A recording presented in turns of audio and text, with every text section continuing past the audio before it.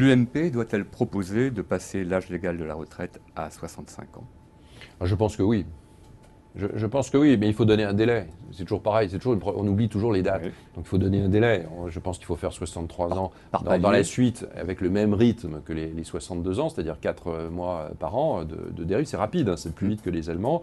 Et puis après, poursuivre le mouvement. Et puis il faut dépolitiser le débat. Il faut indexer d'une certaine façon âge et taux et durée de cotisation, parce que les deux vont ensemble, âge et durée de cotisation sur l'espérance de vie. Parce qu'actuellement, les Et partenaires sociaux sont en négociation sur les complémentaires. Donc fin juin, nous allons savoir effectivement leurs propositions, alors que l'AGIRC et l'ARCO sont en... Enfin, elles seront dans le rouge, dans le rouge, quelques absolument.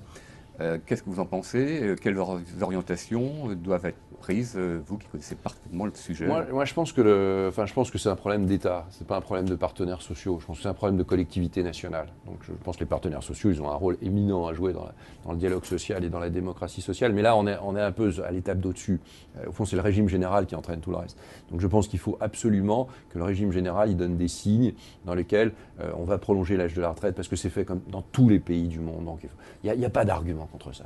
Il n'y a pas d'argument contre ça. Il n'y a que des arguments qui sont des arguments de politique de bas niveau. C'est ce qu'employait Mme Touraine quand elle essayait de réformer, enfin, elle n'a rien réformé du tout. En réalité, elle a augmenté les taux de cotisation, elle a mis le truc absolument hystérique qui est la pénibilité. Donc, il y a un truc de fou. Non, il faut augmenter l'âge de la retraite. On vit vachement, on vit beaucoup plus longtemps. On passe déjà un temps très important à la retraite et c'est tant mieux. Mais en même temps, on ne peut pas se payer ce temps-là sur les jeunes générations, quoi. C'est vraiment un crime contre les jeunes générations en France. On met à la charge de ceux qui vont nous succéder, ils sont en train de naître, hein, de ceux qui sont nous succéder, ceux qui sont à l'école aujourd'hui, on met des charges considérables sur des charges que nous n'assumons pas nous-mêmes. Des charges de maladie, des charges de retraite, des charges de dette. Il faut stopper ça. Il faut stopper ça. Est-ce que vous êtes pour ou contre réduire la durée d'indemnisation du chômage et réduire les allocations? C'est souvent un principe dégressif peut-être? Je pense que la question se pose, oui. C'est très dur de dire ça. Voilà, il y a plein d'internautes qui sont en train de nous quitter, là, en train de se dire, mon Dieu, cœur de pierre. Malheureusement, l'intérêt général, c'est celui-là. C'est peut-être pas l'intérêt particulier du moment pour monsieur ou madame Y, hein, je le comprends parfaitement bien, pas besoin de m'expliquer, je comprends très bien.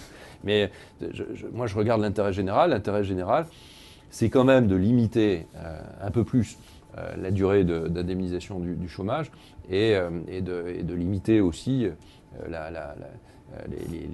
les indemnités. Parce que si vous ne le faites pas, on voit d'ailleurs que c'est à la fin du chômage que les gens retrouvent le plus. Vous demandez à Pôle emploi, vous verrez, c'est au moment où on voit que la chose va s'éteindre qu'on commence à s'en préoccuper. Ça ne veut pas dire que les gens ne cherchent pas, évidemment qu'ils cherchent. Ça ne veut pas dire qu'il y a plein d'emplois, évidemment qu'on n'en trouve pas. Voilà. Mais en même temps, on n'est pas en train de réfléchir là-dessus. Là. Il y a d'autres sujets. On est en train de réfléchir sur une personne confrontée au chômage. Tout doit être fait pour la remettre au plus vite. Au plus vite. C'est comme les alertes sur les disparus. Si vous ne retrouvez pas la personne dans les 3 heures, vous avez de moins en moins de chance de la trouver. Si vous ne retrouvez pas un emploi dans un temps assez rapide, alors les choses commencent à se dégrader pour plein de raisons. Et futur employeur, il vous regarde différemment. Donc il faut très très vite avoir des mécanismes de sécurité qui touchent à beaucoup de choses. Ça va de la croissance à beaucoup de choses. Et donc c'est très très important que l'indemnisation aussi pousse la personne à aller peut-être encore plus loin que ce qu'elle pourrait accepter. Est-ce que vous êtes favorable à conditionner le RSA ou d'autres formes d'aide sociale à des contreparties? On a entendu une proposition de 7 heures de travail par semaine, par exemple, pour toucher le RSA. Est-ce que ça vous séduit, ça comme Je pense qu'en face d'une politique où, au fond, vous payez pour quelqu'un d'autre, en fait, voilà, vous amputez votre pouvoir d'achat, chaque Français ampute son pouvoir d'achat pour verser à un autre Français. C'est parfait, c'est mon sens dans le sens de la République, et je pense que tout le monde est prêt à le faire. Et tout le monde est prêt à le faire si en face la personne qui reçoit cet argent, qui n'est pas de l'argent venu du ciel, c'est pas l'argent de la BCE qui vous tombe dessus, payé par personne, c'est payé par chaque Français. Donc c'est assez logique de demander, pour ceux qui peuvent, il y en a qui ne peuvent pas. Et pour ceux qui peuvent, il est normal de demander une contrepartie. Il faut regarder quel type de contrepartie. Non, il y a des personnes qui ne peuvent pas.